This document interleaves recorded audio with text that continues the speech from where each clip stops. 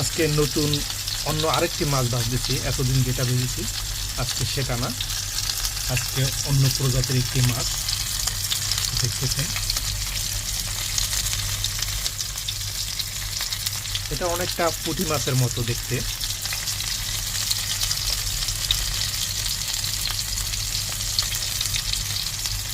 আবার অনেকটা রূপচাঁদার মতো লাগে, কিন্তু এটা রূপচাঁদা না।